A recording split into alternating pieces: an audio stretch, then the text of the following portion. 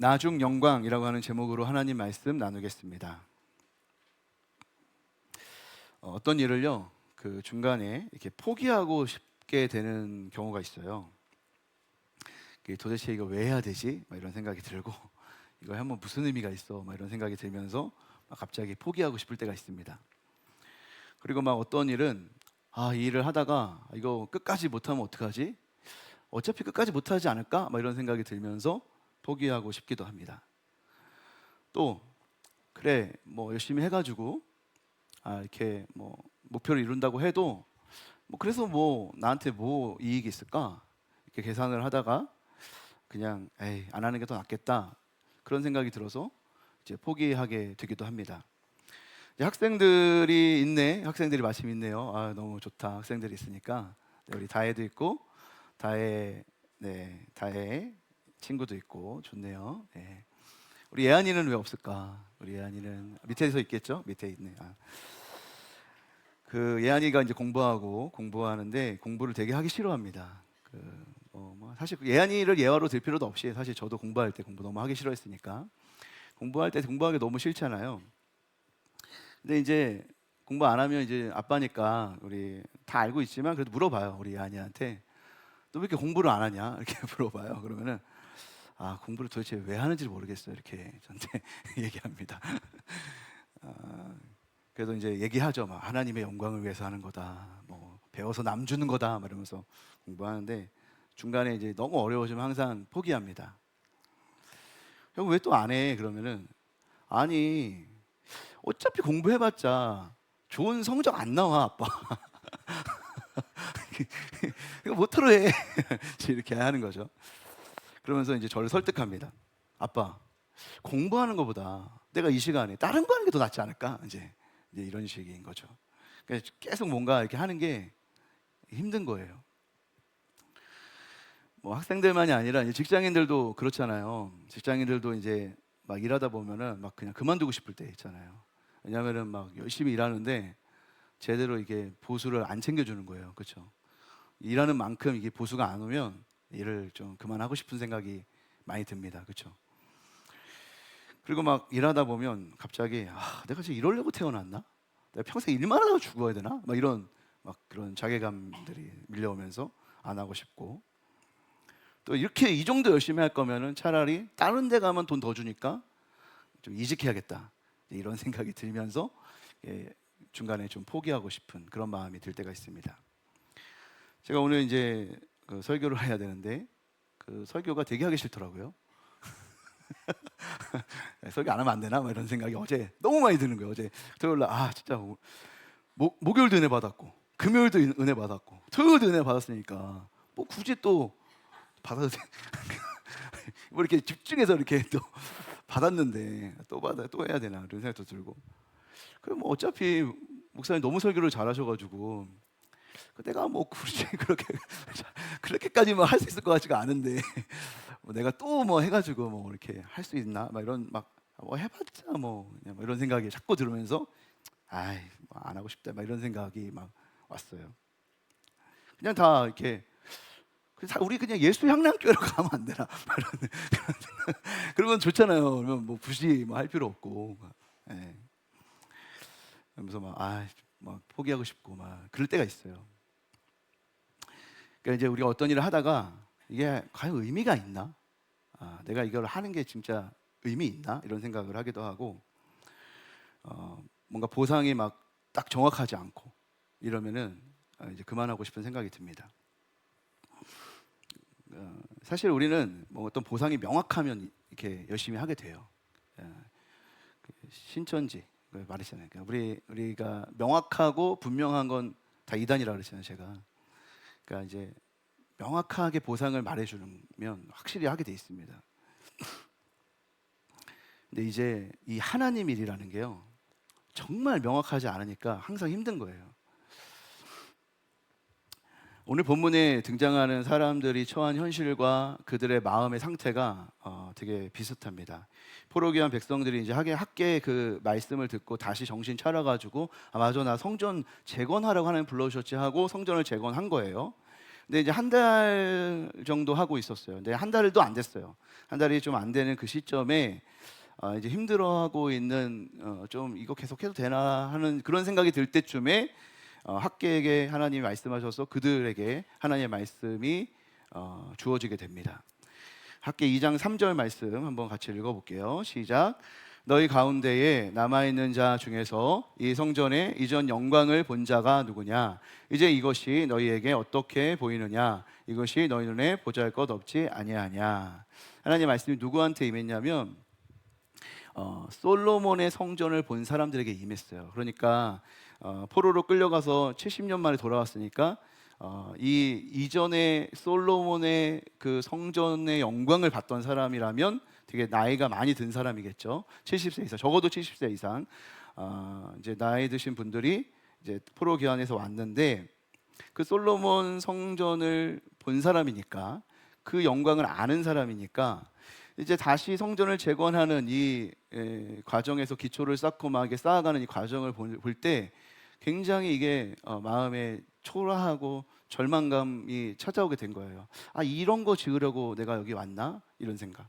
왜냐하면은 솔로몬의 성전은 다윗이 이게 엄청난 그 자원들을 준비했잖아요. 보석들도 많이 준비하고 금과 은과 엄청난 자원들을 미리 준비해놨다가 또 백향목과 여러 세계 열방에 있는 사람들의 그 선물을 받아가지고 다 그 건물을 지은 거 아니에요, 성전을. 그러니까 엄청난 화려한 성전이었는데 그 성전을 지어놓고 그 성전에서 예배하고 하나님을 섬겼던 그들이 포로로 끌려갔잖아요.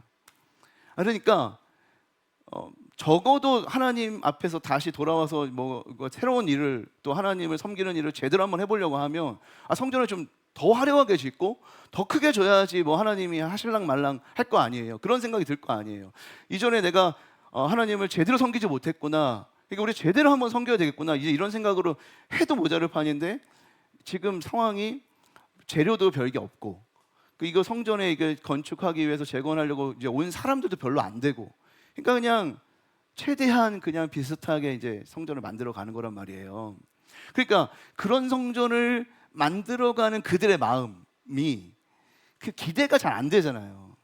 그러니까 수고하고 뭐 힘들고 어려워도 우리가 이걸 만들었을 때 우리가 이렇게 지어놨을 때 하나님이 하시겠거니라는 어떤 기대감 같은 게 있어야 되는데 이거는 해도 그만이고 안 해도 그만이고 차라리 안 하면은 그냥 막 멋대로라도 살지 이건 하는데 뭐 하나님을 그렇게 기쁘시게 할 만한 것도 아닌 것 같고 뭐 이런 생각이 드는 그런 일을 지금 하려니까 이게 힘이 빠져버리는 거예요.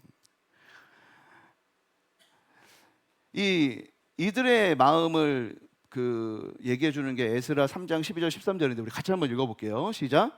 제사장들과 레위 사람들과 나이 많은 족장들은 첫 성전을 보았으므로 이제 이 성전의 기초가 놓임을 보고 대성통곡하였으나 여러 사람은 기쁨으로 크게 함성을 지르니 백성이 크게 외치는 소리가 멀리 들리므로 즐거이 부르는 소리와 통곡하는 소리들을 백성들이 분간하지 못하였더라.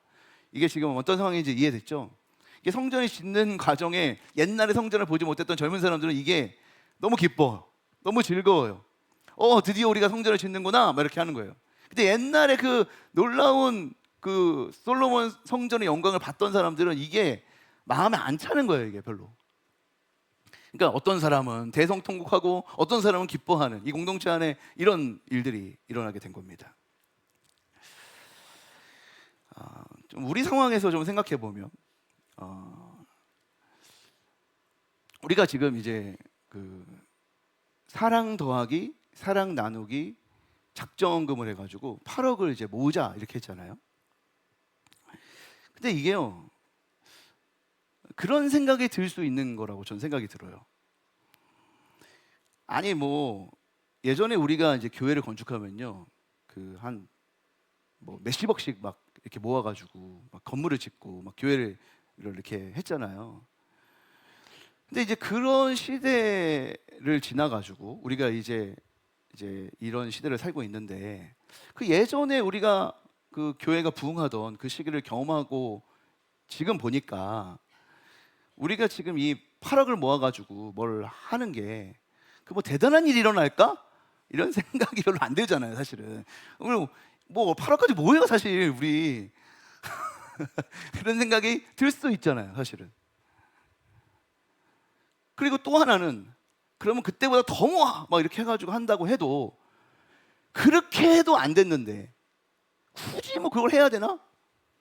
이런 생각이 또 들 수 있잖아요. 아니 뭐 성전 하나님이 계신다고 뭐 하나님이 기뻐하시나? 이런 생각 할 수 있잖아요, 우리가. 못하러 이거 하는 거야? 아니 8억을 도대체 왜 모으는 거야? 뭐 이런 생각이 엄청 들어올 수 있다고 생각해요, 저는.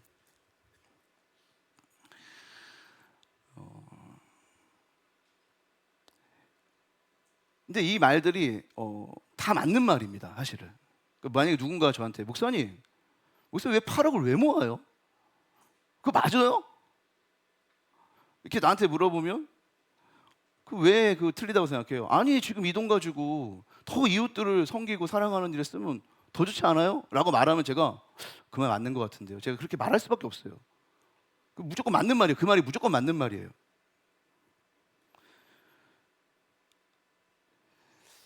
근데 저는 그게 다 맞는 말인데 다 맞는 말은 아니라고 생각해요.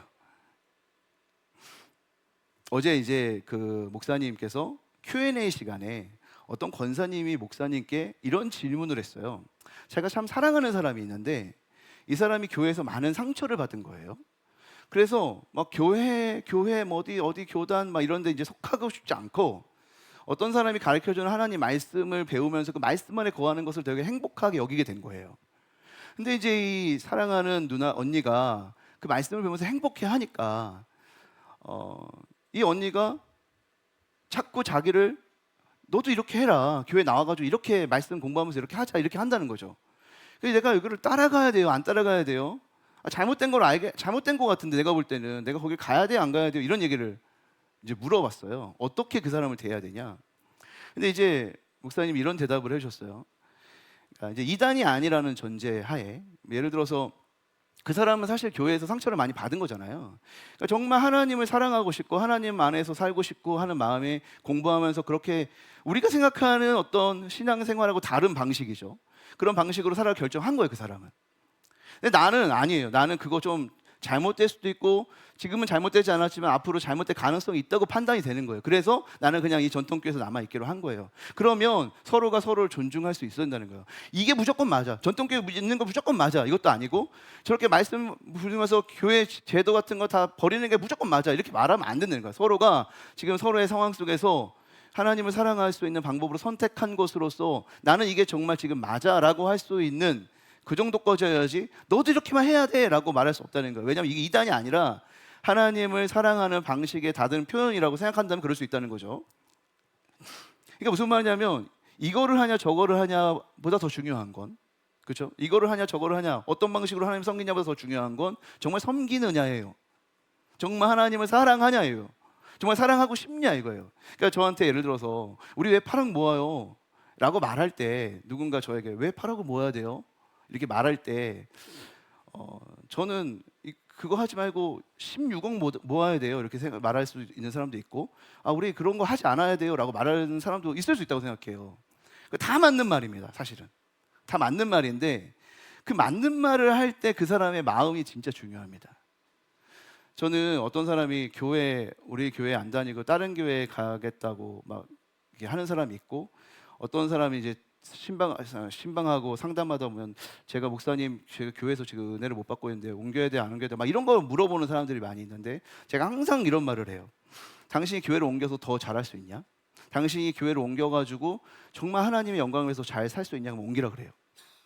그러니까 정말 진실하게 너한테 물어봐야 된다 그래. 너 자신에게 진실하게 물어봐서 네가 그 교회에 있는 것이 불편하지만 너 자신에게 더 유익이 있고, 그러니까 하나님께 더 영광을 돌릴 수 있는 유익이 있고, 너가 더 하나님을 섬길 수 있냐, 아니면 옮기는 게 더 잘 섬길 수 있냐, 정말 정직하게 질문하고 정직하게 대답하면 되는 거다, 이렇게 말해요. 중요한 거는 이 교회 있냐 저 교회 있냐 아니잖아요, 그렇죠? 내가 이렇게 하냐 저렇게 하냐 중요한 거 아니에요.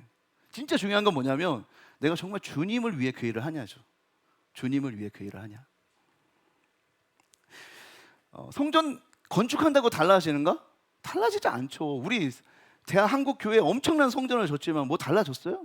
그렇게 생각하면 아무것도 안 달라졌잖아요. 아둥바둥 할 필요 있어요 없어요? 할 필요 없잖아요. 그 말 다 맞는 말이에요. 그런다고 달라집니까, 목사님? 맞는 말이에요. 근데 여러분 생각해 보세요. 하나님이 지금 그들에게 도대체 뭘 말씀하시는 걸까? 도대체 뭘 하라고 하는 걸까? 우리는 이렇게 생각해요. 성전을 재건하라고 하나님이 성전을 재건하라 이렇게 말한 것 같지만 사실은 하나님은 그들의 기쁨을 회복시키고 싶어요. 사실 그들이 열심히 살고 애쓰며 사는데 아무것도 만족하지 못하는 삶을 하나님이 정말 안타까워서 지금 말씀하시는 거거든요. 1장을 보면. 그러니까 우리는 하나님이 우리를 막 힘들게 하기 위해서 뭘 시킨다 이렇게 생각하지만 사실 하나님은 그들을 행복하게 하고 싶은 거예요. 내 자녀들이 기쁘길 원하는 거예요. 근데 자기의 영광을 쫓아 살아가는 그 자신의 쾌락을 쫓아 살아가는 그 삶에 몰두되어서 진정한 기쁨을 잃어버리는 게 안타까운 거예요. 그래서 하나님 뭐라고 말씀하시면 그들에게 나의 영광을 회복하고 싶다 그래요. 그래서 너희들의 기쁨이 회복되길 바란다 그래요. 끊임없이 자신의 쾌락을 쫓아 살아가고 기쁨을 찾으려고 애쓰지만 그러나 돌아오는 것은 늘 허무함과 공허함과 죄책감뿐인 너희들의 삶을 바꾸기를 원해. 너희들이 하나님의 영광을 쫓아서 기쁨을 찾기를 원해. 이런 마음이에요, 주님이. 성전을 재건하라고 하는 게 성전 재건이 목표가 아니라 성전 재건을 통한 그들이 하나님의 영광을 위해 사는 법을 배우기를 원하는 거예요. 그게 그들의 기쁨이 되거든요. 주님은 그거를 아시거든요. 그러니까 우리는 얼마든지 사실은 핑계댈 수 있어요. 모든 일에. 하나님 그거 정말 하나님이 하시는 일 맞아. 하나님 정말 그거 그런다고 하고 뭐가 되겠어요? 안 돼요. 다 안 돼. 저는 누가 말하면 다 틀린 말, 다 맞는 말이기 때문에 계속 싸울 수밖에 없는 말밖에 못해요. 그러나 정말 중요한 건 뭐냐면 하나님 앞에서 말하는 거죠. 우리는. 저는 생각해요. 저희 교회에서 어떤 사역을 해야 되고 어떤 일을 해야 된다 이런 일들이 있잖아요. 다 해야 될 필요 없어요. 어떤 사람은 그렇게 생각해요. 다 달라요. 그렇죠? 그렇지만 저는 적어도 이렇게 생각해요. 그 사람이 그 얘기를 할 때 하나님을 영광을 위해서 하면 다 맞는 말이에요. 근데 그 정직함은 자신이 판단하는 거거든요. 어떤 사람은 그러잖아요. 예배 무조건 참석해야 돼. 항상 주일 예배 성수해야 돼. 이렇게 말하고 봉사 열심히 해야 돼. 이렇게 말하잖아요. 근데 어떤 사람은 그래요.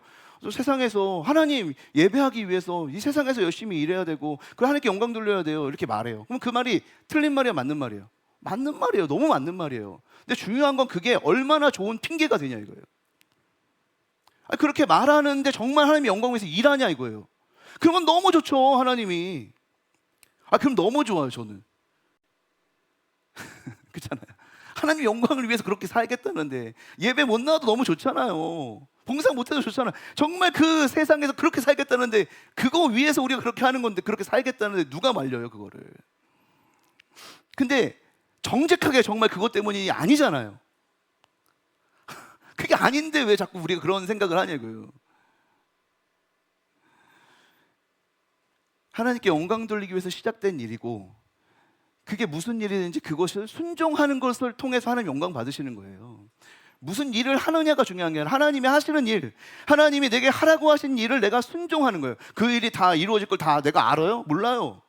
그 일이 어쩔 때는 아무것도 아니에요. 성전 저도 아무것도 아니고 아니에요. 그러나 하나님의 영광을 회복하기 위해서 나를 이해할 수 없지만 하나님의 말씀에 순종해 나가는 그 과정과 여정이 하나님께 영광이 되고 내게 기쁨이 되는 거라는 거죠. 그리고 그 일을 하나님이 이루시는 겁니다. 포기하고 싶은 사람들, 그들을 하나님이 다시 일할 수 있도록 하나님이 그들을 격려하시고 그들을 다시 세우시는데요. 어떻게 하나님이 이 낙심 가운데 있는 사람들을 다시 세워서 쓰시는가? 어떻게 하냐면 그들에게 말씀하십니다. 이 학에서 보면요 계속 반복하고 있는 게 뭐냐면 하나님의 말씀이니라, 여호와 만군의 여호와의 말이니라, 하나님의 말씀하신 하나님의 말씀이 들은 자들이 막 계속 이런 얘기예요. 그러니까 글을 쓸 때요 여러분 이렇게 쓰는 거는 말이 안 되는 거예요. 너무나 지겹게 하나님이 말씀하신다는 얘기를 계속 반복해요. 아니 지금 하나님 말씀하시는 거 앞에서 얘기했으니까 다 알고 있어요. 우리가 하나님이 말씀하십니다. 여호와의 말이니라, 만군의 여호와가 이러느니 계속 얘기해요. 왜 이렇게 글을 쓰는 거예요? 1장에 1절, 3절, 5절, 7절, 8절, 9절, 12절, 13절. 2장에 1절, 2절, 4절에서 3번 5절, 7절, 8절, 9절 계속이에요. 계속. 여호와의 말이니라, 만군의 여호와의 말이니라. 이게 뭘 얘기하는 거죠? 지금 하나님께서 하나님의 성전을 재건하는 그 일이 어떠한 방식으로 이루어지는 건가? 그것은 하나님의 말씀이 선명하게 통과되는 방식으로 하나님의 일이 일어나고 있다는 걸 말해주고 싶은 거예요. 하나님의 일은 언제 일어나냐? 하나님의 말씀이 모든 사람들에게 통과될 때 하나님의 일이 일어난다는 거예요. 그러니까 말씀을 드리는 게 얼마나 중요한 걸 제가 말씀드렸죠. 어제 지난주에 이 시대에 남은 자, 이 시대에 하나님의 일을 하기 위해서 남은 자들을 사용하시는데 그 남은 자들은 과연 누구냐? 하나님의 말씀 듣는 자들이에요. 들리는 자들이 남는 자예요. 말씀이 안 들리는 자들은 이 일을 못해요. 포기하고 싶을 때 포기할 수밖에 없어요. 근데 하나님이 우리를 남는 자로 부르셔서 들리게 하시고 말씀을 들리게 하시고 일을 하게 하신다는 거죠. 그 말씀하시는 그 하나님 말씀하시는 대상에 대해서 지난주 말씀드릴 때 제가 스룹바벨에게 말씀하시고 여호수아에게 말씀하시고 남은 백성에게 말씀하셨다는 것 이렇게 따로 구별해서 이게 얘기하는 이유를 설명드렸죠. 그 왜 그러냐면 그 남은 백성들이라고 하는 그들이 하나님의 언약을 신실하게 지켜가는 하나님의 거룩한 씨앗들이라는 것을 그 신학적으로 그들에게 이렇게 돌아온 백성도 그냥 아무렇게 돌아온 게 아니라 하나님의 어떤 계획 속에서 언약을 지키고 신실하게 이끌어 가기 위해서 부른 거야 라는 것을 말하기 위해서 이렇게 구별해가지고 말씀이 임했다 이렇게 말한다 그랬잖아요. 또 한 가지는 스룹바벨은 어떤 사람이냐면 스룹바벨은 그 유다 지파의 그러니까 남유다의 마지막 그 왕의 손자입니다. 그러니까 스룹바벨이라는 뜻이 바벨론의 씨란 뜻이거든요. 그러니까 바벨론에 심겨진 씨앗 이런 겁니다. 그러니까 스룹바벨에게 하나님이 말씀하셨다. 이 얘기를 다 말씀하셨다 이러면 되잖아요. 하나님이 이들에게 다 말씀하셨다 이러면 되는데 스룹바벨에게 말씀하셨다 이게 무슨 말이냐면 하나님이 약속을 다 지키지 않는 것처럼 보이지만 하나님이 바벨론에 씨앗을 심겨놨다가 말씀하심으로 그 말씀이 그 씨앗 가운데 들려져서 하나님의 일이 이루어졌다 이 얘기하고 싶은 거예요. 여호수아도 마찬가지. 여호수아에게 말씀하셨다. 왜 여호수아에게 말씀하셨다 얘기하냐면 여호수아는 그 마지막 대제사장의 손자거든요. 그러니까 마지막 대제사장이란 말이에요. 그러니까 대제사장에게 말씀하셨다라는 건 뭐냐면 이제 곧 성전이 재건될 거야 이렇게 말하는 거예요. 그게 들렸기 때문에 성전 재건이 일어나겠구나라고 생각하는 거예요. 그러니까 하나님의 말씀이 임하고 하나님의 말씀이 임해서 하나님께서 남겨진 씨앗들이 그 말씀을 들어서 하나님의 일이 일어나고 있어. 이걸 우리에게 알려주고 싶은 거예요. 근데 제가 진짜 위로가 됐던 포인트는 뭐냐면 2장 3절을 읽을 때예요. 2장 2절부터 3절 한번 같이 읽을게요. 2장 2절부터 3절 시작. 너는 스알들의 아들 유다 총독 스룹바벨과 여호사닥의 아들 대제사장 여호수아와 남은 백성에게 말하여 이르라. 너희 가운데에 남아있는 자 중에서 이 성전의 이전 영광을 본 자가 누구냐? 이제 이것이 너희에게 어떻게 보이느냐? 이것이 너희 눈에 보잘것 없지 아니하냐? 제가 정말 위로받은 건 뭐냐면 하나님 말씀하시는데 누구한테 말씀하시냐면 스룹바벨에게 말씀하시고 여호수아에게 말씀하시고 남은 백성들에게 말씀하시고 그 다음에 그 남은 백성들 가운데 이전 성전의 영광을 본 자에게 또 말해요. 근데 이 사람은 누구냐면 우리가 아까 지금 나눴던 것처럼 낙심해 있는 사람이거든요. 이거 안 될 것 같은데, 이거 헛수고하는 것 같은데, 이거 하다가 중간에 끝날 것 같은데 이렇게 말하는 사람들이요.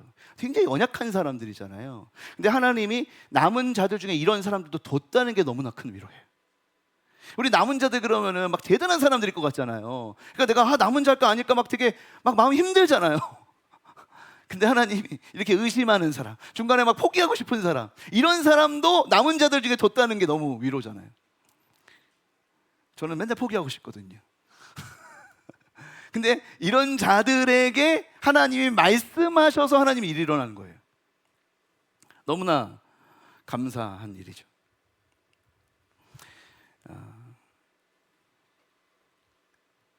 하나님이 대단해서 우리가 이 자리에 있는 게 아니라, 우리가 막 하나님을 잘 믿어가지고 막 하나님의 위대한 일을 이룬 게 아니라 의심을 하죠. 근데 어떻게 하나님이 일어나냐면, 이런 의심하는 우리의 마음에 하나님 말씀하심으로 일이 이루어지는 거예요. 그래서 그 말씀에 순종하면요, 일이 이루어지는 거예요.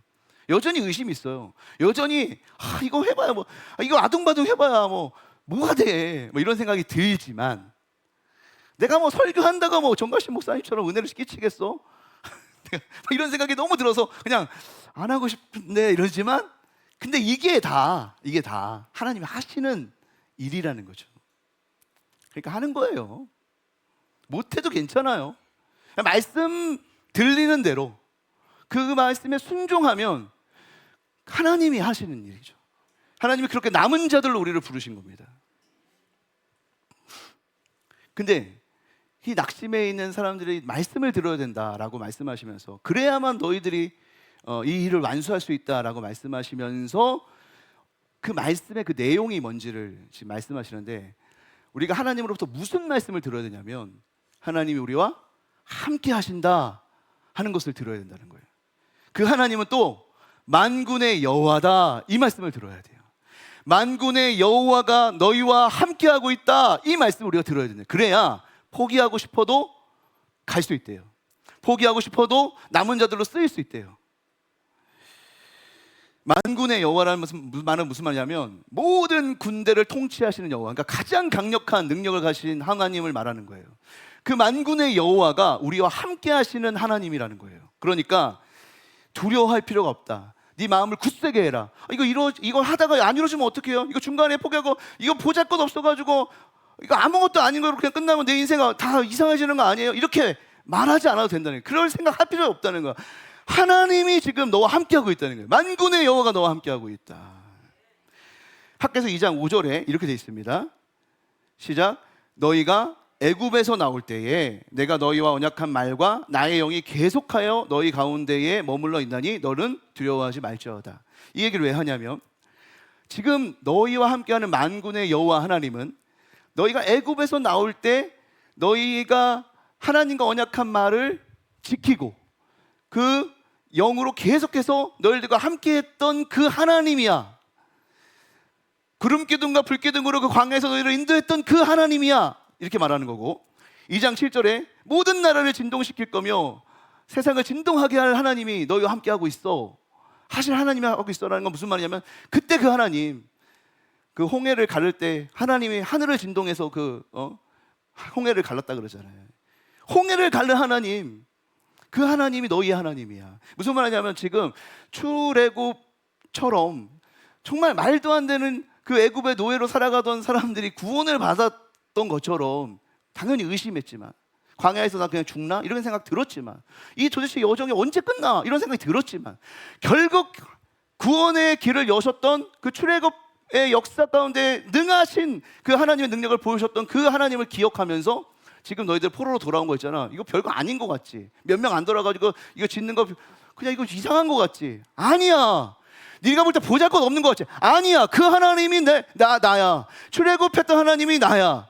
제2의 출애굽으로 너희가 온 거야. 제2의 출애굽으로서 너희가 온 거야. 이렇게 말해주는 거예요. 그러니까 좀 의심이 될 때가 있고, 막 그 순간순간에는 너무나 어렵다 이런 생각이 들 수 있지만, 그래서 이거 포기해야 되나, 이거 끝까지 해봤자 아무 소용없나 이런 생각이 들지만, 그때 하나님은 동일하게 너희들과 함께하고 있으니까 믿고 가야 돼, 이 얘기하는 거죠. 그러니까 하고자 하는 것을 반드시 하시는 분, 이게 될까?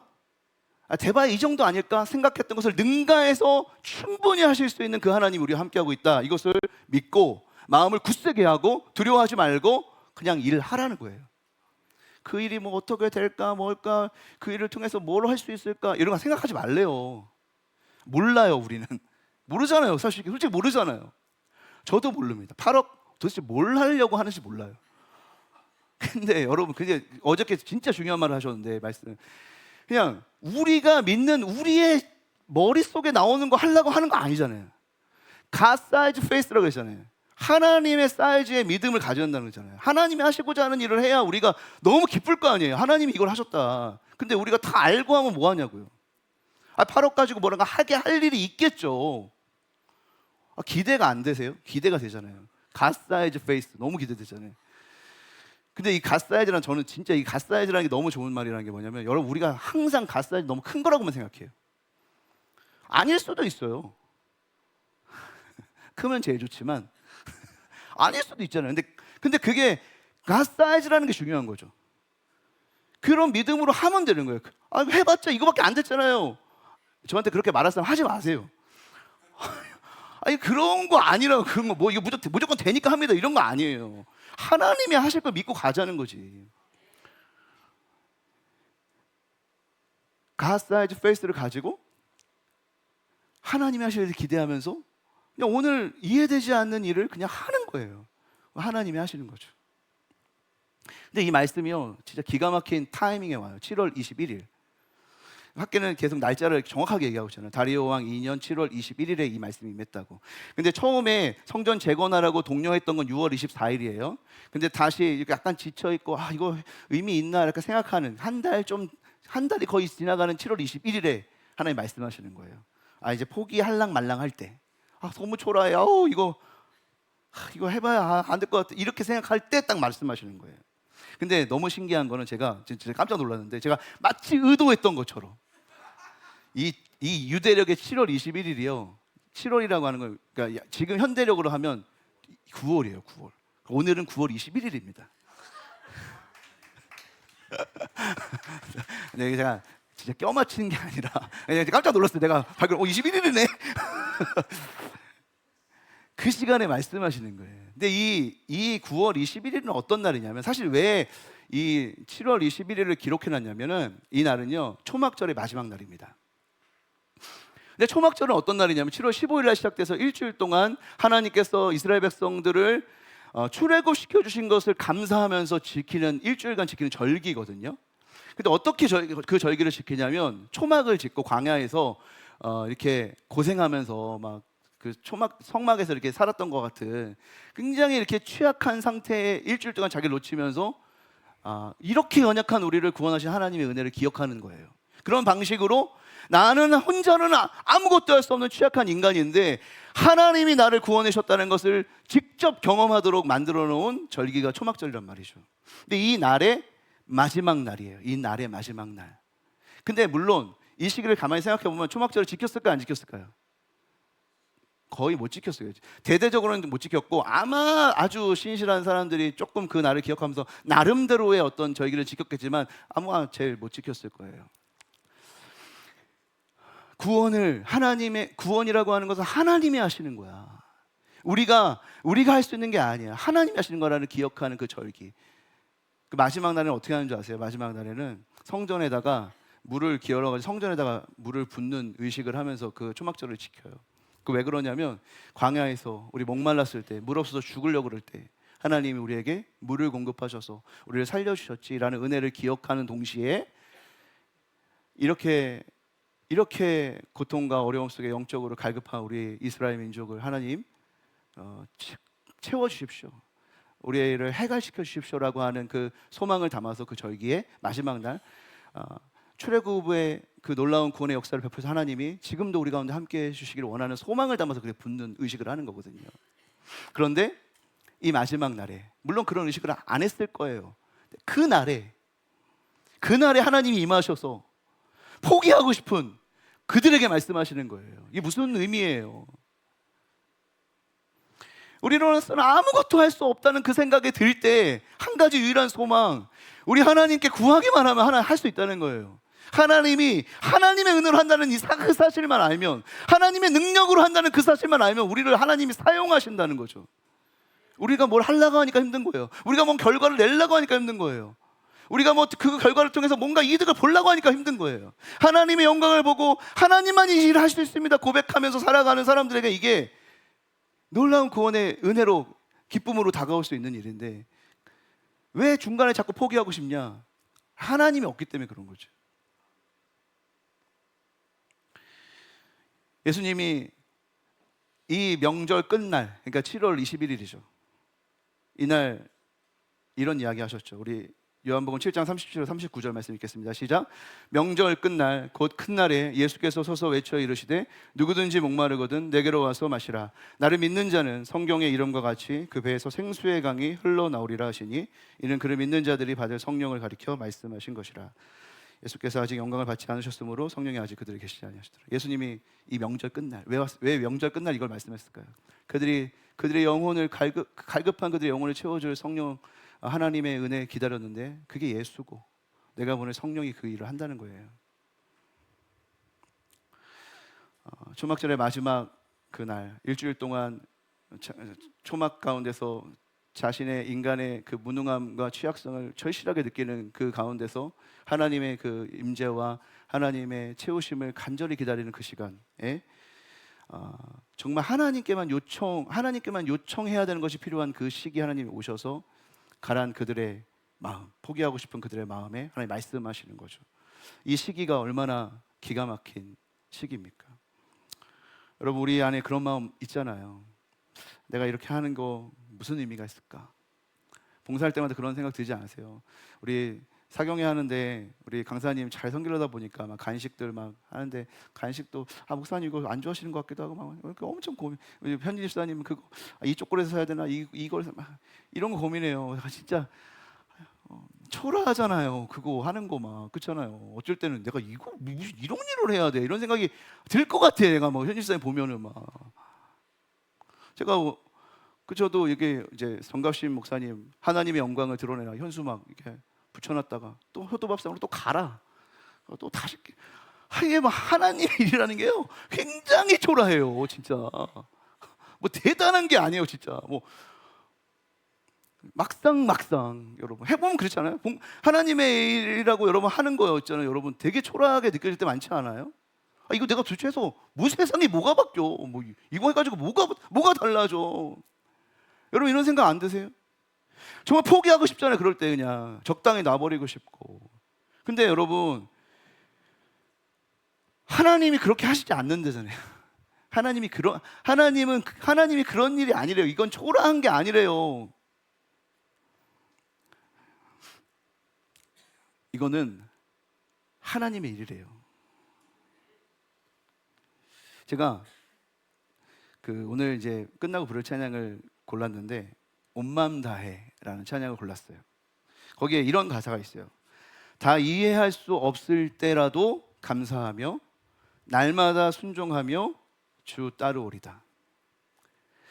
우리가 막 이곳에서 막 복작복작하고 막 이렇게 하는 거 아무 의미 없어 보이는 그 일이 들 때, 그런 생각이 들 때 우리가 계속 이 일을 할 수 있을까 이런 생각이 들 때 우리가 다 이해할 수 없어도 우리가 하는 일의 초라함을 바꿔서 놀라운 나중 영광으로 바꾸시는 그 하나님, 그 하나님을 알면 되는 거죠.